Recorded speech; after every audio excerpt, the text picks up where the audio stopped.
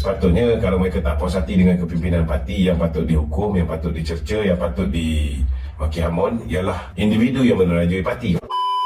Saya rasa benda ni kita sudah jangka awal lagi, seperti mana yang kita sedia maklum bahawa Parti Bersatu tu pun ditubuhkan oleh mereka-mereka yang kata orang itu mempunyai track record lompat parti. Sama ada mereka pernah berada di dalam Barisan Nasional atau UMNO, ataupun mereka pernah berada dalam parti-parti lain. Disebabkan rasa kecewa, tidak puas hati terhadap sesuatu, akhirnya mereka mengambil keputusan untuk melompat parti, untuk berpindah ataupun berhijrah ke parti lain dan membentuk Bersatu. Kalau kita lihat pengasas dia pun, Tun Dr. Mahathir, daripada seorang ahli UMNO dipecat, kemudian dibawa masuk oleh Tun Razak, kemudian bila dia bergaduh dengan Tengku Razali, diharamkan UMNO, kemudian dia buat UMNO baru. Bila dia buat UMNO baru, dia angkat Pak Lah menjadi Perdana Menteri menggantikan beliau. Kemudian dia tak puas hati dengan Pak Lah, dia keluar daripada UMNO baru. Kemudian dia masuk balik zaman Datuk Seri Najib. Bila dia tak puas hati dengan Datuk Seri Najib kerana Datuk Seri Najib menghentikan penguasaan dari segi kroni-kroni beliau di IPP, kemudian Independent Power Producer, kemudian anak dia pula tak berpeluang untuk memenangi jawatan Presiden. Dia kecewa kerana Datuk Seri Najib tak support katanya, padahal Datuk Seri Najib dah tanya dulu dengan anak dia nak bertanding jawatan apa. Bila anak dia kata, Mukhlis kata nak bertanding jawatan MT saja, barulah Datuk Seri Najib endorse Datuk Zahid, Datuk Seri Syafiq Abdal dan juga Isyamuddin Tun Hussein. Lepas tu dia marah pula. Kemudian kita lihat dia tubuhkan Bersatu.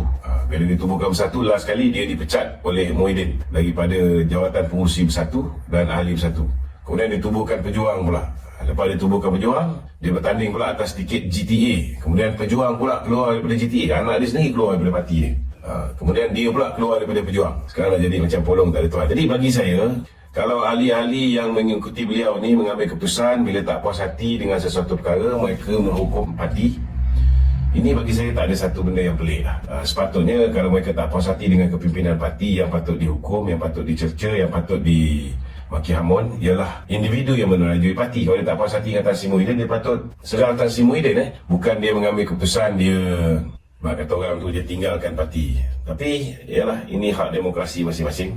Kalau mereka nak mengambil keputusan untuk tidak menyokong lagi Muhyiddin, saya juga faham. Kerana nampak jelas Tan Sri Muhyiddin sekarang ni telah gagal untuk menjaga kebajikan ahli-ahli dia, termasuklah wakil rakyat dia.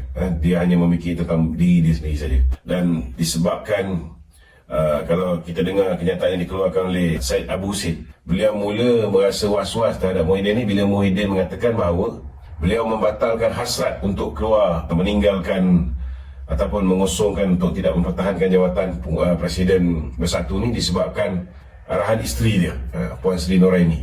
Jadi Muhyiddin sendiri mengatakan bahawa Puan Sri Noraini itulah yang berkuasa. Jadi kita tak terkejut lah kalau misalnya ahli Bersatu merasakan bahawa pemimpin mereka ni dayus dan merasakan mereka ni lebih baik bersama dengan PKR, bersama dengan Perdana Menteri yang baru. Saya rasa tidak ada siapa yang boleh menghalang. Itu hak ahli-ahli Bersatu tersebut.